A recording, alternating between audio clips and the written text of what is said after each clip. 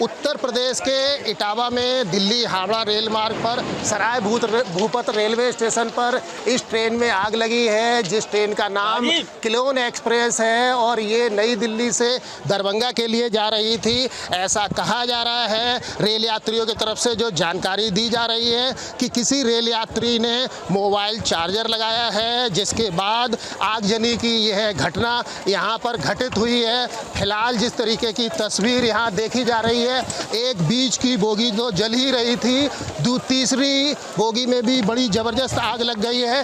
दूसरी बोगी की आग को जरूर दमकल के अधिकारियों और कर्मियों ने मौके पर पहुंच करके यहाँ पर बुझा लिया है। और जो बातें कही जा रही हैं स्थानीय लोगों की तरफ से, आग लगने की सूचना के बाद आसपास के बड़ी तादाद में लोग यहाँ पहुँच गए थे, जिनको रेल के कोच से बाहर निकाल लिया गया है, लेकिन बड़ी तादाद में सामान जल करके खाक हो गया है। किसी भी तरीके की फिलहाल जनहानि की बात नहीं कही जा रही है। रेलवे आरपीएफ के अलावा स्थानीय पुलिस के अधिकारी मौके पर पहुंच गए हैं। हादसे के बाद में बड़ी तादाद में यहाँ इलाकाई लोग भी पहुंचे हुए हैं, जो मददगार की भूमिका में कहीं ना कहीं शामिल जरूर नजर आ रहे हैं। लेकिन जिस तरीके का हादसा पेश आया है, उसके बाद ये कहा जा सकता है इसकी बड़ी और उच्च स्तरीय जांच की जरूरत है।